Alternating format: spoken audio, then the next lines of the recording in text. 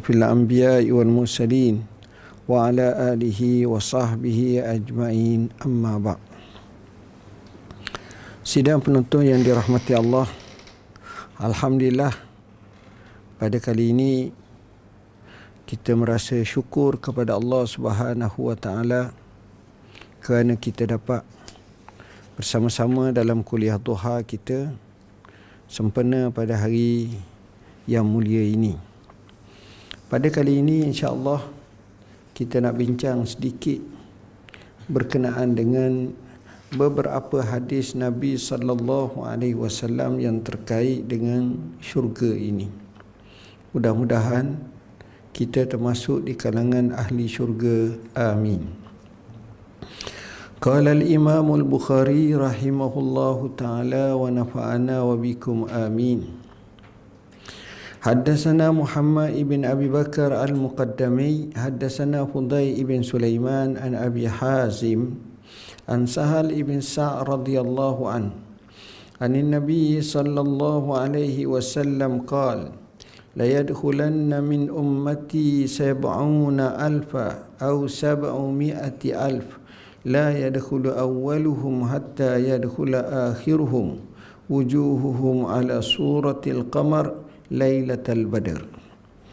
Muhammad bin Abu Bakar Al-Muqaddami menyampaikan kepada kami, Fudai bin Sulaiman menyampaikan kepada kami daripada Abu Hazim, daripada Sahal bin Sa' radhiyallahu anhu, daripada Nabi SAW baginda bersabda, sesungguhnya yang akan masuk ke dalam syurga dalam kalangan umatku adalah seramai 70,000 atau 700,000, di mana mereka yang awal tidak akan masuk sehinggalah yang terakhir dalam kalangan mereka masuk. Maksudnya mereka masuk bersama dalam satu barisan. Wajah-wajah mereka seperti bulan pada malam purnama. Hadis ini menggambarkan kepada kita, tuan-tuan, kemuliaan umat Nabi Muhammad sallallahu alaihi wasallam.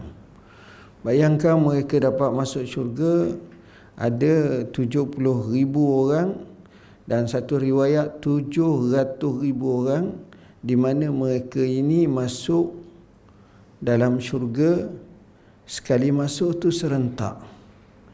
Yadkhulu awwaluhum hatta yadkhula akhiruhum la yadkhulu, tak masuk hak awal melainkan sama dengan hak akhir, serentak masuk.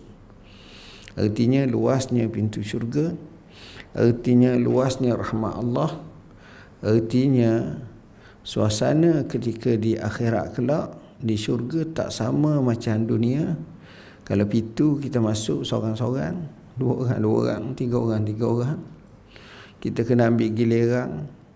Kita nak masuk zoo macam tu, nak pergi masuk setengah tempat yang lain pun, stadium pun macam tu. Dia ada gilirannya, dia ada nombornya, dia ada panggilannya. Tapi syurga ni lain. Kedua, hadis ini menyebabkan sahabat radhiyallahu anhum bertanya, kenapa hadis ni jadi macam ni? Hadis ni jadi macam ni kenapa?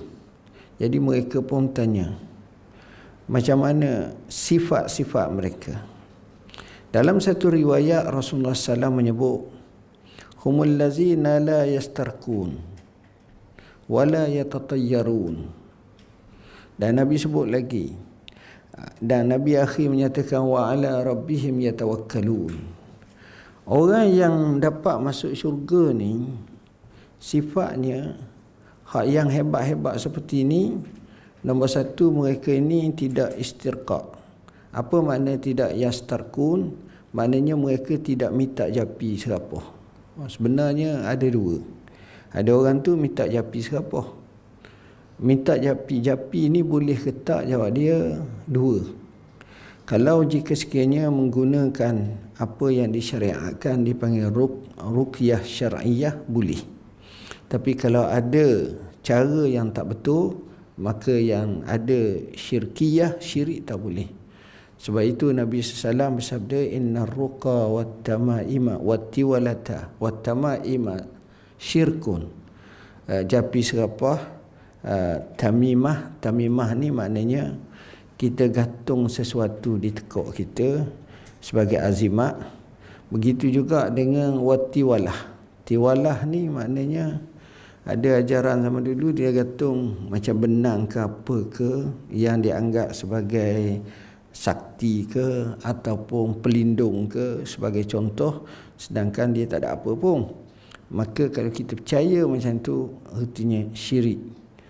Jadi japi serapah yang bolehnya hak macam mana? Hak yang diminta oleh Rasulullah SAW tu, iaitu yang tidak ada unsur syirik, maka yang itu boleh.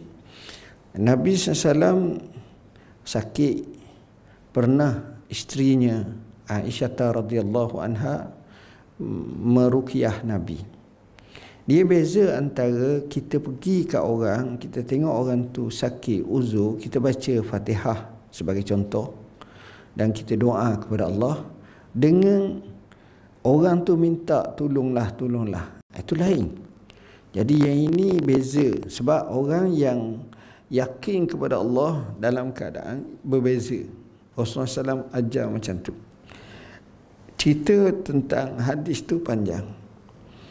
Apabila Nabi sebut satu-satu, artinya rupa-rupanya orang masuk syurga tanpa hisap ni, kalau kita tengok betul-betul, dia bukan isu amalan. Amalan itu betul, tapi lebih kepada isu hati.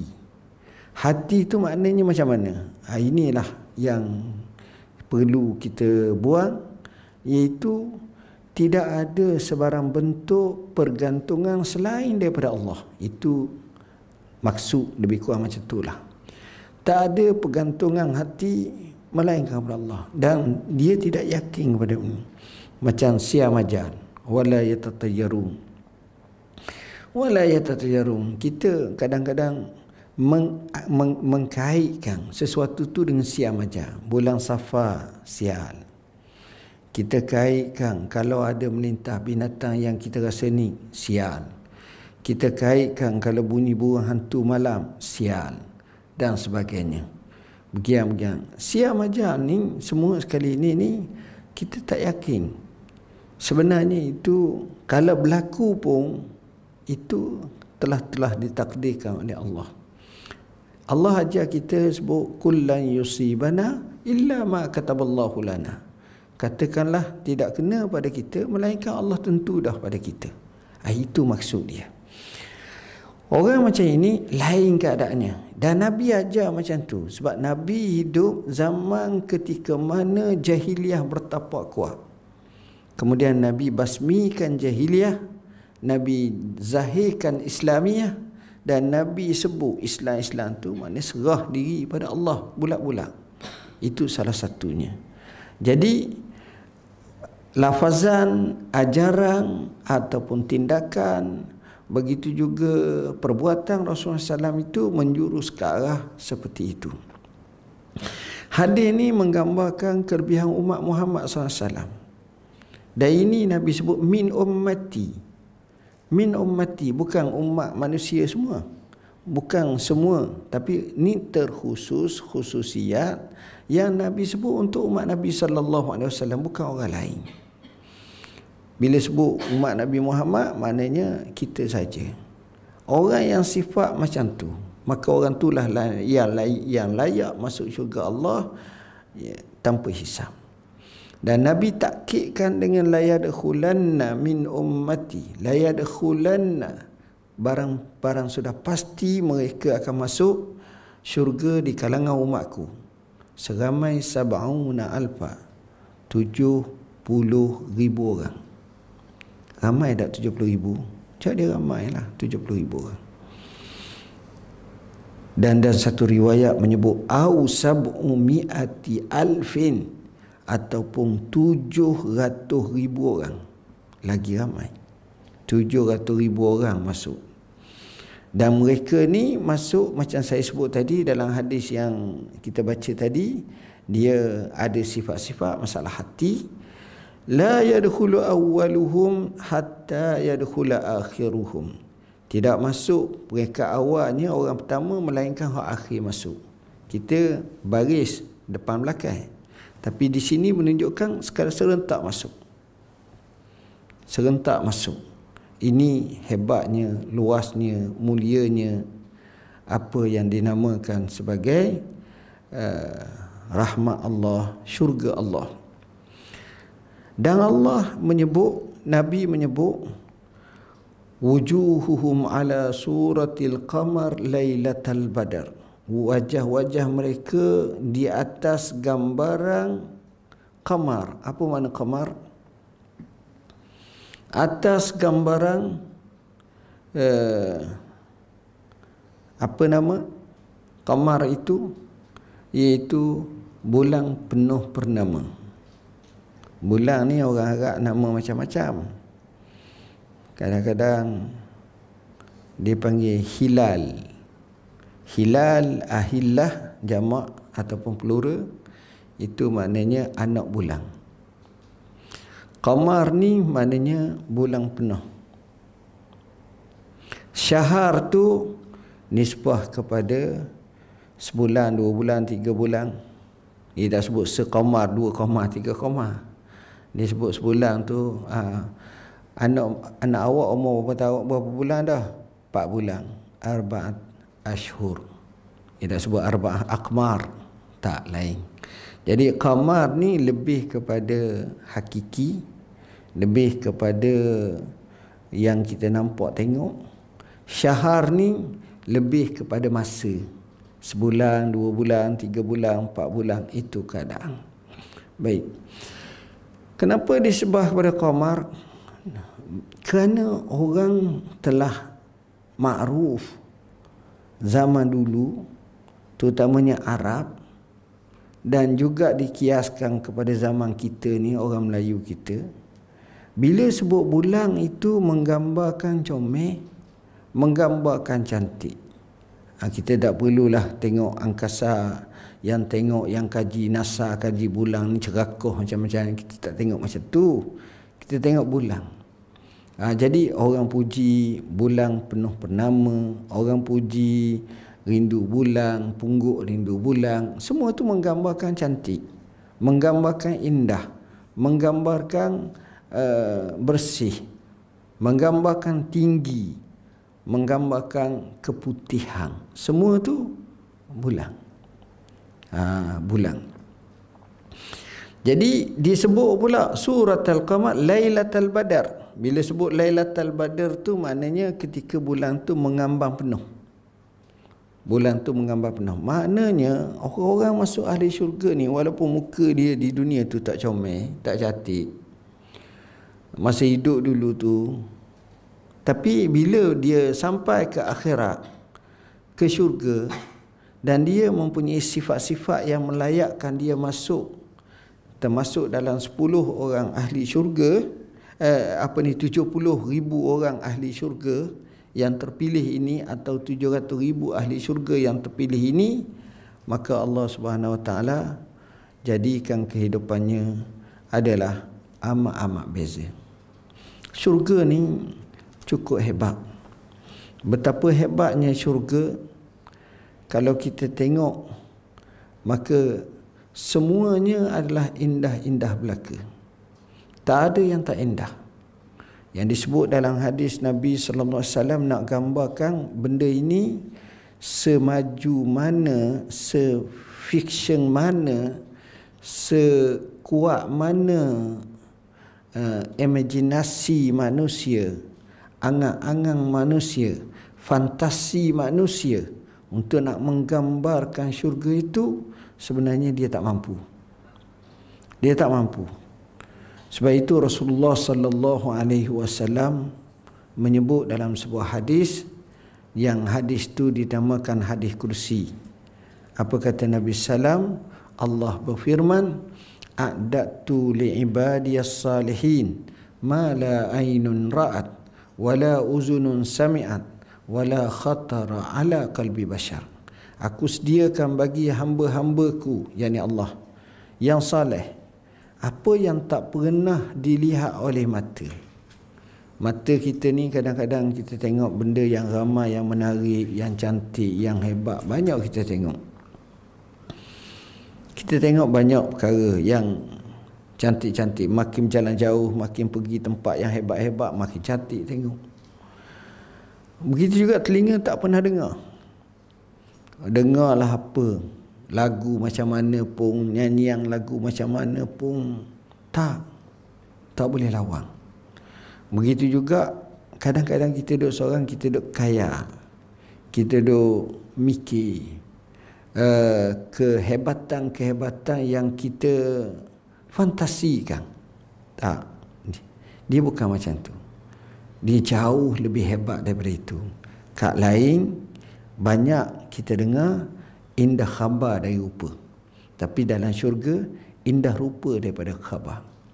Sekalipun benda tu sama, sekalipun keadaannya seakan sama, tapi itu lebih kepada penyamaan nama, penyamaan suasana, bentuk ke apa ke, tapi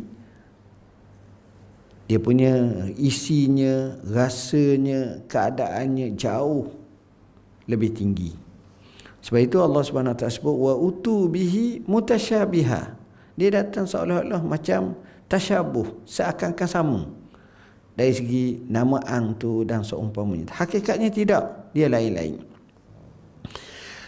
Hadis ini Rasulullah sallallahu alaihi wasallam juga menyebut kepada kita betapa ada golongan yang special yang masuk syurga ini.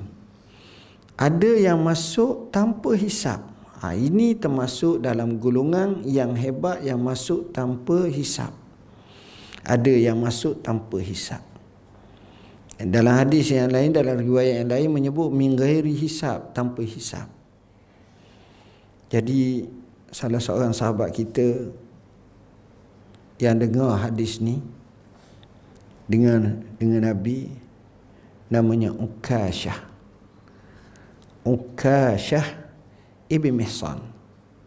Dia dengar, dia pun cakap, ya Rasulullah, doakanlah aku salah seorangnya. Maka Nabi SAW pun doa. Nabi kata, awak salah seorang. Jadi seorang tu ambil diri, ya Ukasyah dah lah. Bila sebut macam tu, sahabat yang lain pun terus angkat tangan doa, minta, ya Rasulullah, biar saya juga. Nabi kata, sabaqaka Ukasyah, Ukasyah telah mendahulukan kamu. Kita baca track record, memang Ukasyah radhiyallahu an adalah orang yang saleh, orang yang bersama dengan Nabi.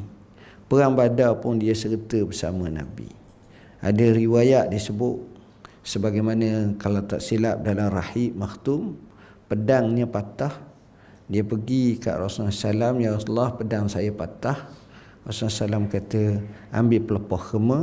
Nabi pun doa, dengan izin Allah, macam jadi pedang dan boleh lawan dengan musuh macam mana hebatnya. Dan ketika berlakunya peperangan sesama sendiri, Siffin kalau tak silap, atau yang lain, dia patahkan pedang dia dan dia kata tidak sesuai untuk dibunuh umat Muhammad sallallahu alaihi wasallam sama Islam. Inilah Ukasyah bin Mihsan. Sejarahnya luar biasa dan kita tengok memang jenis orang yang tawakal kepada Allah dengan bulat-bulat. Dan hadis ni memberi semangat kepada kita bahawa ia terbuka. Kerana sifat yang disebut oleh Nabi SAW ataupun muasafat, kriteria yang nak masuk tu, dia bukanlah mesti orang yang kaya sangat. Dan dia bukan mestilah orang yang gagah yang amat sangat. Bukanlah orang yang mati syahid. Bukanlah begian-begian, tapi orang yang membetulkan hati dia, bulat dan tekad, bergantung kepada Allah, di samping melakukan amalan-amalan yang wajib, ditambah dengan amalan-amalan yang sunat. Doa kepada Allah, mudah-mudahan ia berjaya kepada orang seperti inilah. Hadis yang kedua, Rasulullah sallallahu alaihi wasallam bersabda, Sami'tul Bara' ibn Azib radhiyallahu anhu maqal, utiya Rasulullah sallam bisawbin min haririn faja'alu ya'jabuna min husnihi wa linihi. Faqala Rasulullah sallallahu alaihi wasallam, la manadilu Sa'ib bin Mu'az fil jannati afdalu min haza. Musaddad menyampaikan kepada kami, Yahya bin Sa'id menyampaikan kepada kami. Daripada Sufyan As-Sauri katanya, Abu Ishaq menyampaikan kepadaku katanya, aku mendengar Al-Bara' ibn Azib radhiyallahu anhuma berkata, dibawakan kepada Rasulullah SAW pakaian daripada sutera. Ada jenis satu pakaian sutera, Nabi tengok. Mereka pun merasa takjub dengan kecantikannya dan kelembutan pakaian tersebut. Pakaian sutera ni memang lembut. Orang lelaki kalau pure sutera tak boleh pakai lah. Sepatutnya tak boleh pakai. Dan Nabi beri izin pada sahabat yang pakai sutera ni kepada Abdurrahman bin Auf, kerana dia ada sakit kulit yang sesuai dengan pakaian macam tu. Mereka pun merasa takjub dengan kecantikannya dan kelembutan pakaian tersebut. Lalu Rasulullah SAW bersabda, sesungguhnya kain sapu tangan Sa'id bin Mu'az di dalam syurga adalah lebih baik daripada sutera ini. Dalam syurga, dalam syurga lelaki dan perempuan berhak dapat yang sama. Maksud saya, kalau di dunia lelaki tak boleh pakai emas kecuali tertentu. Seperti orang tu zaman dulu lah, kita tengok buat gigi emas, buat payah dulu. Sekarang boleh dah gigi lain. Sahabat Nabi seorang tu, dia perang, hidung dia tu kena tarah. Jadi ropong lah hidung. Bila ropong hidung, kesian kat dia. Apa yang dia buat? Pakai besi nak nyakut hidung sebab nak napah. Besi ni kalau sentuh kulit, ialah dia karat dan dia sakit, dia bernanah ke apa ke. Akhirnya buat hidung mah. Hidung mah tu okey ya. Ini berlaku dalam sejarah. Itu pengecualian macam tu. Tapi nak pakai rantai, nak pakai gelang, nak pakai cincin daripada emas, orang lelaki tak boleh. Sama juga dengan sutera. Ini untuk perempuan semata-mata.